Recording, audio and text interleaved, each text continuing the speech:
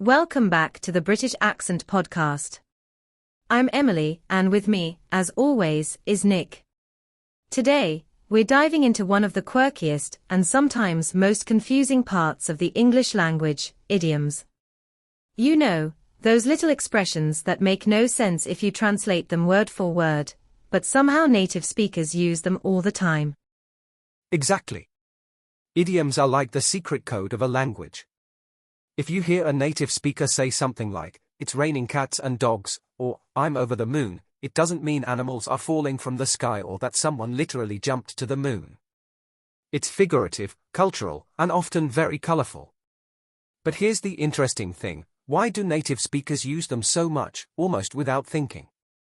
That's what we'll be exploring today. Idioms are more than just fun phrases. They carry history, tradition, humor, and a sense of belonging. When native speakers use idioms, it's often a way of connecting with each other, showing emotion, or even making their language more memorable. And if you're learning English, you might feel frustrated when idioms pop up in conversations or TV shows, because they don't follow the usual logic. But don't worry, by the end of this episode, you'll have a much clearer picture of why idioms exist, how they work, and even how you can start feeling more comfortable using them yourself. So, let's kick things off by asking the big question: why are idioms so deeply woven into everyday English? Well, one reason is that idioms are shortcuts for big ideas. Think about it: if I say, "break the ice," I don't need to explain that I mean, make people feel comfortable in a new or awkward situation. The idiom does the work for me, and it paints a picture in your head that makes the meaning stick. Exactly, and that's the beauty of idioms. They're not just functional, they are also vivid. They let people express emotions or situations in a way that feels alive. For example, if someone says, "I'm feeling under the weather," you instantly know they are sick, but the phrase feels more human, more relatable, than just saying "I'm ill." Right, and another thing is that idioms reflect culture. Many of them come from history, literature, or everyday life. For example, "spill the beans" comes from an old method of voting in ancient Greece with beans in a jar. If someone knocked the jar over, the secret was out. So, idioms carry these little cultural stories with them, even if people using them today don't realize it. And that's why learners sometimes feel left out, because it's like native speakers are sharing these cultural in-jokes. If you don't know the backstory, the idiom just sounds strange. But once you learn it, you're not just learning the phrase, you're getting a piece of history, too. That's true, and it's also why idioms stick around for generations. They're catchy, they are fun, and they are part of people's identities. Think about how often you hear idioms in movies, music, or even casual conversations. They've become part of how English feels natural. And I think another reason natives use idioms so much is rhythm. Idioms often have a musical quality, like "hit the nail on the head," or "the ball is in your court." They're almost like little poems that roll off the tongue, so people enjoy saying them. Plus, they are flexible. You can use them in serious contexts or joking ones. If someone's working too hard, you might say, "Don't bite off more than you can chew." But you could also play with idioms to be funny, like twisting them around or exaggerating them, and everyone still gets the point. Which is a good reminder for learners: you don't have to master every idiom at once. Just start noticing the most common ones, because those are the ones you'll hear the most. Things like "piece of cake" for something easy, or "once in a blue moon" for something rare. Even understanding just a few will help you catch more meaning in conversations. And over time, you'll notice how idioms give you more than words, they give you connection. Imagine you're in a conversation with native speakers and you say, "Oh, I guess the ball's in my court now." People will instantly feel that you get it because you're using language the way they use it. It's not about perfection, it's about belonging. So, the next time you hear idioms flying around, instead of getting frustrated, think of them as little treasures of the language. They are keys that open doors to culture, connection, and confidence. And you know what's fascinating, Emily? Idioms can sometimes even reveal a bit of humor or irony in the way native speakers look at the world. Like when someone says, "That's the pot calling the kettle black." It's such an old phrase, but it's still used today to point out hypocrisy. The literal image doesn't matter, it's the shared understanding of the underlying joke that makes it work. Exactly, and that shared understanding is the heart of it. Native speakers grow up hearing these idioms from parents, teachers, TV, movies, friends, so they absorb them naturally, without ever studying them in a textbook. Which is why sometimes learners feel lost, because they've studied grammar and vocabulary, but then suddenly they hear, "Don't spill the beans," and think, "What beans? What's going on here?" Right, and that's why idioms are both a challenge and a key to sounding natural. They give you that insider feeling, like you belong to the conversation. And honestly, once you start using idioms, even just one or two, people notice. It softens your speech, makes you sound less stiff. I think one reason native speakers use idioms so much is that it adds personality. Imagine if instead of saying, "I'm very tired," someone says, "I'm completely wiped out." Same meaning, but the second one paints a picture, it feels more alive, and it reflects how people actually talk in everyday life. And it's not just about casual conversation either. Even in business English, idioms creep in. You'll hear phrases like, "Let's get the ball rolling," or "We need to think outside the box." They sneak into emails, presentations, and meetings. So if you're learning English for professional use, knowing these expressions gives you an edge. That's a good point. And I'd say the key for learners is not to feel pressured to memorize every idiom under the sun. It's more about noticing the ones that pop up often, understanding their meaning, and then slowly bringing them into your own speech. Yeah, start small, like instead of saying, "I agree," you could try, "I'm on the same page." It's little shifts like that which make your English sound more connected to real-life use. And remember, idioms are not about sounding fancy, they're about sounding natural. And here's another interesting point, idioms actually create a sense of belonging. When you use them correctly, native speakers instantly feel like you get it. For example, if someone says, "I'll keep you in the loop," it sounds natural and friendly. But if you replace it with, "I will update you with information," it's still correct, but a bit stiff. Idioms soften communication, make it less robotic, and bring a kind of warmth into the conversation. Yes, that's so true. And I think that's why learners often feel like they're missing something even when their grammar is perfect. Without idioms, conversations can sound a little too formal, or even distant. For instance, imagine you're at work, and instead of saying, "We're on the same page," you say, "We have the same understanding." Again, both are correct, but the idiom feels more natural, more human. Exactly. And here's another layer, idioms are cultural time capsules. They tell you something about history and values. Like, "Spill the beans." It originally came from ancient Greece, when people voted with beans. Accidentally spilling them revealed the result early. Over time, that transformed into revealing a secret. So when you learn idioms, you're not just learning English, you're learning history, culture, even humor. Yes. And humor is huge. Idioms add playfulness to language. Think about "hit the sack" for going to sleep. Nobody is literally hitting anything, but the image is funny and easy to remember. It's almost like a built-in memory tool. That's why I often tell learners, don't just translate idioms, feel them, imagine them. That way, they'll stick. That's a great point, Emily. And I think another reason idioms are everywhere is that they save time. They condense complex ideas into just a few words. Instead of saying, "I'm very nervous and uncertain about what will happen," you just say, "I'm on edge." Boom, same meaning, faster, and more colorful. Right, and when you start noticing idioms in movies, TV shows, and songs, you'll realize how much they dominate casual speech. It's not about memorizing 100 at once, it's about picking up a few at a time, practicing them in your own conversations, and gradually building your comfort. I think what's also fascinating is that idioms give you a shortcut to sounding more natural. For example, instead of saying, I'm very happy, a native speaker might say, I'm over the moon. It's faster, more colorful, and it paints a picture in the listener's mind. Right, and that's why when learners use idioms correctly, it really surprises native speakers. It's almost like you've unlocked a secret code, because idioms are very culturally tied. For example, if you say it's raining cats and dogs, you're not just describing the weather, you're showing you understand the humor and exaggeration behind it. Yes, but the tricky part is that idioms don't always make sense logically.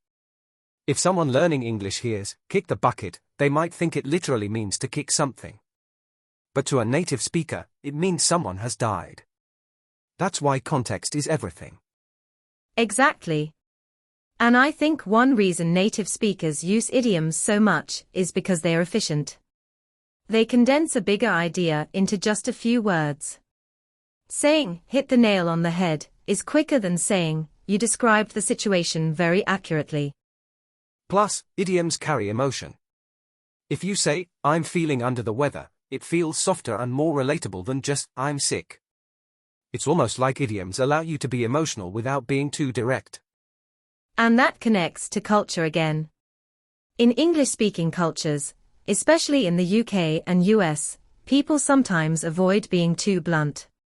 Idioms give them a way to say things more lightly, sometimes with humor, sometimes with subtlety. That's a great point. Also, idioms are sticky. People remember them because they are unusual.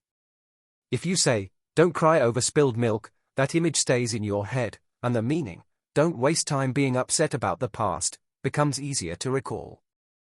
And here's the fascinating thing, Nick, idioms aren't just about colorful expressions. They're also about shared culture. When native speakers say something like break the ice, or the elephant in the room, they're not only communicating meaning, but also signaling that they belong to a group that understands those references. It's almost like a secret handshake in language. Absolutely, Emily. Idioms are one of those things that make English feel alive, but they can also make it tricky for learners. If you try to translate idioms word for word, they usually make zero sense. For example, if I say, kick the bucket, to mean, die, it has nothing to do with a literal bucket. Learners who don't know the cultural context might be completely confused. Exactly, and that's why idioms can feel overwhelming. But at the same time, they're a huge part of sounding natural in English. Think about casual conversations, TV shows, or even songs, you'll hear idioms everywhere. Native speakers use them because they are short, expressive, and packed with meaning. Right, like instead of saying, he revealed the truth unexpectedly, people just say, he let the cat out of the bag. It's quicker, more fun, and somehow more memorable. But Emily, don't you think idioms can also be a barrier for learners who want to understand English movies or conversations? Oh, totally. Idioms are one of the biggest barriers. But here's the good news. You don't have to memorize every single idiom. Focus on the most common ones you hear in everyday speech. When you understand those, you'll suddenly feel like you've unlocked a new level of fluency. And sometimes, even just recognizing the idiom is enough. You don't always need to use it yourself right away. For example, if someone says, hang in there, you don't need to repeat it, you just need to know they're encouraging you to stay strong. That's such a good point. And idioms can actually be fun to learn, especially when you discover the stories behind them. Some idioms come from history, literature, or even old traditions. Like spill the beans, goes back to ancient Greece, where people voted using beans. If the beans spilled, the secret was out. I love that one. It shows that idioms aren't random, they have roots. And for learners, that backstory can make the phrase easier to remember. Another reason idioms are so common is because they help speakers connect on an emotional level. Instead of saying, I'm very nervous, someone might say, I have butterflies in my stomach. It paints a picture, it's relatable, and it makes the conversation more engaging. Exactly, and idioms often come from culture, history, or shared experiences.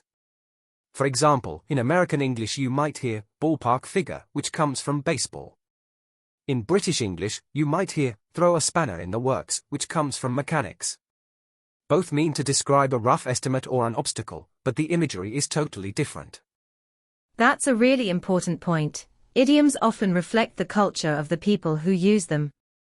So if you're watching American TV shows, you'll hear a lot of sports-related idioms like step up to the plate or touch base. If you're listening to British shows, you'll probably hear idioms from pubs, history, or even the weather, like it's not my cup of tea. Learners sometimes get frustrated because idioms don't always make sense literally. But that's the beauty of them, they carry meaning through imagery and metaphor. Think about kick the bucket. It doesn't mean kicking an actual bucket. It's a softer, figurative way of saying someone passed away. And mastering idioms helps learners sound more natural and understand conversations more deeply. If someone says, "We're in the same boat," you don't look for a boat, you understand they mean you're in the same situation. Right, and here's a tip for learners, you don't need to memorize every idiom you come across. Instead, focus on the ones you hear repeatedly in TV shows, podcasts, or conversations. Those are the ones that will actually help you in daily communication.